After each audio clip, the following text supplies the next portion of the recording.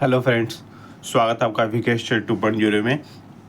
आज हम बात करने वाले हैं इलेक्ट्रिसिटी में व्हीट स्टोन सेतु के बारे में और भी अगला टॉपिक के बारे में बात करने वाले हैं। ठीक है, तो व्हीट स्टोन सेतु क्या होता है? जैसे ये 4 रेजिस्टेंस है, आपस में ये जुड़े हुए हैं एक किसी बैटरी से, तो इसमें क्वेश्चंस आता है कि जो व्हीट स्टोन सेतु का प्रयोग करते हैं यह एक अज्ञात प्रतिरोध को ज्ञात करने में किया जाता है। क्या करते हैं? अज्ञात प्रतिरोध, जो प्रतिरोध हमें मालूम नहीं होता है उसको ज्ञात करने के लिए किया जाता है।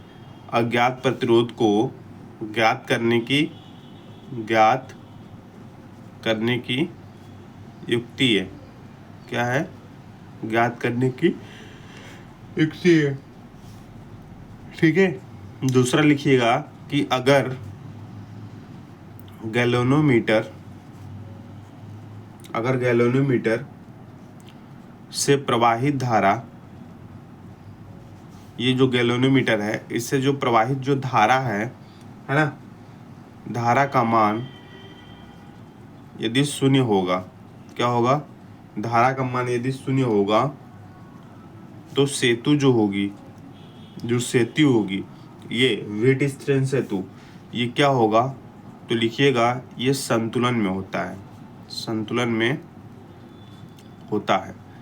कैसे होता है दोस्त मेरे? संतुलन में होता है। कब संतुलन में होगा? तब जब ये G की वैल्यू जब 0 होगी। अगर गैल्वेनोमीटर से प्रवाहित धारा का मान जब इसका मान जब शून्य होगा तो ये कैसे होगी? ये हमारे संतुलन में होगी। तो जब संतुलन में होगी तो इन परिस्थितियों में क्या हम कर सकते हैं? इन परिस्थिति में हम क्या सकते हैं? तो P/R हो जाएगा, P/R हो जाएगा और यहाँ हो जाएगा Q/S हो जाएगा, Q/S हो जाएगा। ये हमारा इसका इक्वेशन हो जाएगा। क्लियर है? समझ बात तैयार है ये? ठीक है, अब आगे हेडिंग डालिएगा शक्ति के बारे में, जिसको हम पावर बोलते हैं। शक्ति के बारे में जिसको हम पावर बोलते हैं, किसके रिप्रेजेंट में? तो वोल्ट और एम्पियर के रिप्रेजेंट में। एकांक समय में इसका होता है, एकांक समय में खर्च की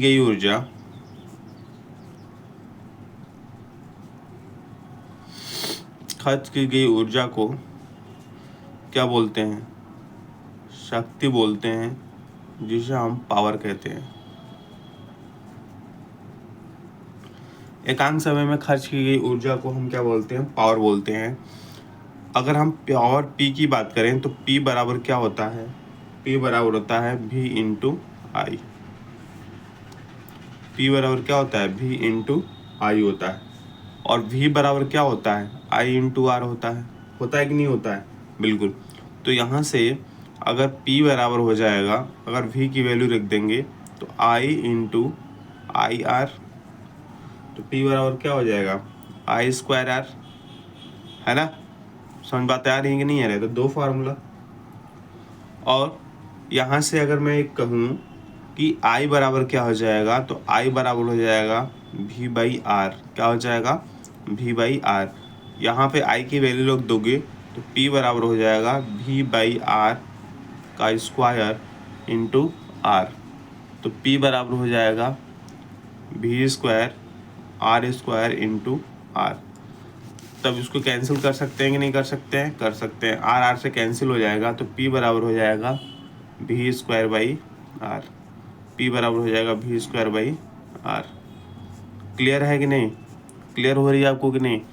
तो आपको ये एक फार्मूला हो गया। कौन सा? P बराबर VI, वेरी इंपॉर्टेंट न्यूमेरिकल्स आते हैं इस पे। और P बराबर I²R, एक ये न्यूमेरिकल्स आते हैं इस पे। और P बराबर V²/R। ये डायरेक्ट पूछ भी लेता है क्वेश्चंस, डायरेक्ट क्वेश्चंस आ भी जाते हैं कि कौन सा फार्मूला सूटेबल है। क्लियर है कि नहीं है बात? ठीक है, क्लियर हो रही है बात? शक्ति कंप्लीट हुई। अब हम बारे में बात करते हैं धारिता की क्या होती है। अब है ना, कैपेसिटी क्या होती है, जो धारिता बोलते हैं, इसके बारे में हम बात करेंगे। कैपेसिटी कुछ भी छोड़ूंगा नहीं, है ना। मुझे पता है आप लाइक एंड सब्सक्राइब नहीं करते हैं, है ना, चैनल को, कोई बात नहीं, चलिए इसके बारे में बोलना ही नहीं है, ठीक है। अगर हम धारिता के बारे में बात करें तो धारिता क्या होती है कि किसी चालक की जो धारिता है उस चालक में विभव को एकांक से बढ़ाने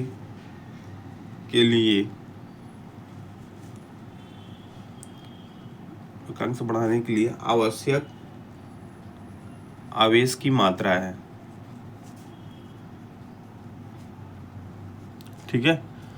किसी चालक की धारिता उस चालक में विभव को एकांक से बढ़ाने के लिए आवश्यक ऊर्जा की मात्रा है। यदि हम बात करें कि यदि किसी चालक को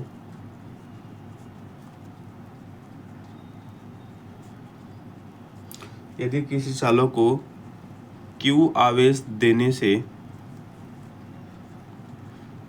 देने से उसका विभव V से बढ़ता है तो Q बराबर CV होगा। क्या होगा? Q बराबर CV होगा, ठीक है। Q बराबर CV होगा और C बराबर क्या हो जाएगा? Q बाई V होगा। C बराबर क्या हो जाएगा? Q बाई V हो जाएगा। क्लियर आ रहा है? Q बराबर क्या होगा? CV होगा और C बराबर क्या हो जाएगा? Q बाई V हो जाएगा, ठीक है। इसका SI जो मात्रक होगा, इसका SI मात्रक की बात करें, इसका SI मात्रक जो होगा क्या हो जाएगा? कूलम्ब प्रति वोल्ट होगा। क्लियर है ना? यह कैसी राशि है? ये अदिश राशि होती है। कैसी राशि होती है? ये अदिश राशि है। क्लियर है? अगर इसका पूछेगा कि इसका व्यवहारिक मात्रक क्या है, इसका व्यवहारिक मात्रक क्या है, क्वेश्चन पूछता है, और 1 माइक्रोफैरेड इक्वल टू क्या होता है, ये भी, तो इसका जो व्यवहारिक मात्रक होता है माइक्रोफैरेड होता है। क्या होता है दोस्त मेरे? वेरी वेरी इंपॉर्टेंट है, इसको नोट करिएगा। इसका व्यवहारिक मात्रक माइक्रोफैरेड होता है। 1 माइक्रोफैरेड बराबर होता है 10⁻⁻6 माइक्रोफैरेड के बराबर होता है। 1 माइक्रो बराबर होता है 10⁻⁻6 माइक्रोफैरेड के बराबर होता है। क्लियर है ना? सब इम्पोर्टेंट्स है, मैं आपको बता दे रहा हूँ, ठीक है। अब अगर हम बात करें, नोट करके लिखिएगा, नोट में लिखिएगा कि गोलाकार चालक की जो त्रिज्या होती है ना, गोलाकार चालक की त्रिज्या बढ़ाने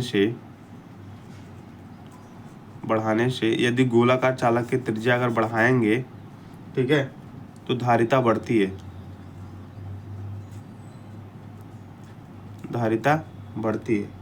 और घटाएंगे तो धारिता घटेगी। क्यों?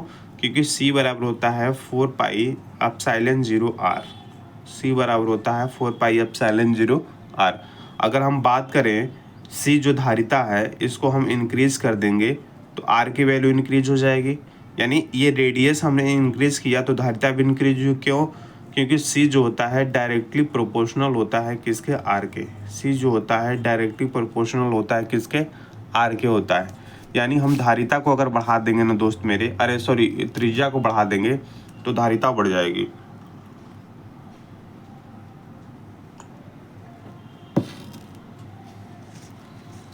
ठीक है, क्लियर हुई बात? ठीक है जी। एक चीज और इसमें नोट करिएगा कि यदि हम गणना करते हैं, ठीक है, तो पृथ्वी की जो धारिता है ना, लिखिएगा, वेरी वेरी इंपॉर्टेंट, गणना करने पे अगर पृथ्वी की जो धारिता हमारी आती है 711 माइक्रोफैरेड आता है। कितना आता है? 711 माइक्रोफैरड आता है। जबकि वास्तविक रूप से क्या, जबकि वास्तविक रूप में अगर देखा जाए, वास्तविक रूप से जो पृथ्वी की धारिता होती है ना, पृथ्वी की जो धारिता होती है, ठीक है, वो अनंत होती है। कैसी होती है? अनंत होती है। जो पृथ्वी की जो धारिता होती है क्या होती है? वो अनंत होती है। ठीक है, पृथ्वी की धारिता 711 माइक्रोफैरड आता है, जबकि वास्तविक रूप से जो पृथ्वी की जो धारिता होती है, वास्तविक रूप से जो पृथ्वी की जो धारिता होती है वो क्या होती है? अनंत होता है। क्या होती है? अनंत होता है। क्लियर है ना? धारिता से क्वेश्चंस बनेगा, इसी में से क्वेश्चंस आपका बन जाएगा। ठीक है, अब लिखिएगा कि धारिता का मान मापने के लिए, धारिता का मान मापने के लिए शेयरिंग सेतु, धारिता का मान मापने के लिए शेयरिंग सेतु का उपयोग किया जाता है। क्या किया जाता है? उपयोग किया जाता है। वेरी वेरी इंपॉर्टेंट दोस्त मेरे, वेरी वेरी इंपॉर्टेंट। शेयरिंग सेतु का प्रयोग किया जाता है। पहले वास्तविक रूप से पृथ्वी की धारिता कितनी होती है? अनंत होती है। धारिता के मापने के लिए शेयरिंग सेतु का प्रयोग किया जाता है, इस बात का ध्यान रहे। क्लियर है ना? बिल्कुल। एक चीज़ अगर थोड़ी सी आपको टाइम है तो और देख लीजिए, मैं तो करा ही दूंगा। ठीक है, अगर हम बात करें किसकी, अगर हम संधारित्र की बात करें, किसकी बात करें दोस्त मेरे? अगर संधारित्र की बात करें, किसकी बात करें? संधारित्र की, जिसको कैपेसिटर बोलते हैं। क्या बोलते हैं दोस्त मेरे? कैपेसिटर बोलते हैं। ठीक है, ये क्या होता है? तो अगर हम बात करें कि यह एक ऐसी व्यवस्था है, ऐसी व्यवस्था है, कैपेसिटर क्या है? ये एक ऐसी व्यवस्था, अरेंजमेंट है जिसके द्वारा आवेश जो है ना, आवेश की उपयुक्त जो मात्रा है, आवेश की उपयुक्त मात्रा को एकत्रित किया जा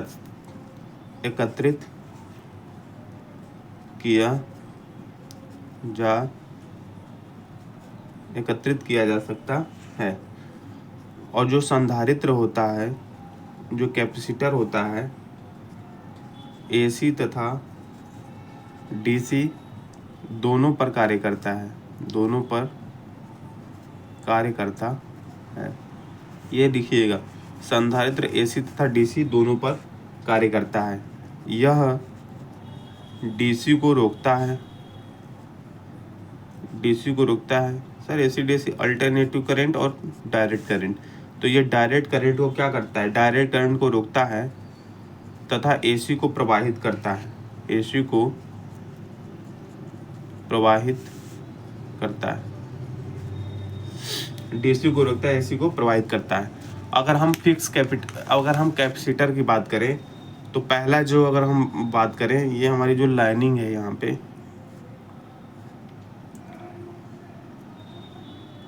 अगर ऐसा सिंबल होगा, इसका मतलब ये फिक्स्ड है। क्या है? ये फिक्स्ड कैपेसिटर के है। क्या है? फिक्स कैपेसिटर है। ठीक है, उसके बारे में फिर इसके बारे में बात करें, अगर हम यहाँ पे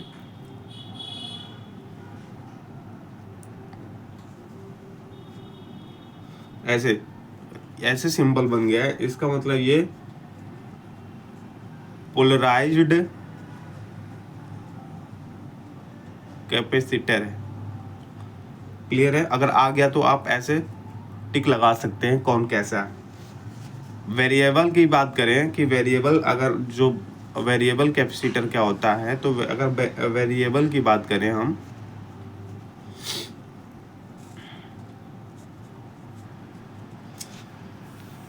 तो ये हमारा होता है वेरिएबल का साइन, इसको बोलते हैं वेरिएबल कैपेसिटर।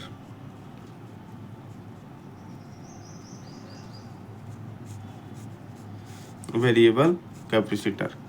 ठीक है, तो हमने क्या क्या चर्चा की आज? व्हीटस्टोन सेतु के बारे में चर्चा की, शक्ति के बारे में चर्चा की, धारिता क्या होती है, धारिता के बारे में हमने आपको डिटेल में बताया। ये पूरा हमने आपको डिटेल में बताया। ओके दोस्त, लाइक एंड सब्सक्राइब कर दीजिए चैनल को। ठीक है, जय हिंद, जय भारत।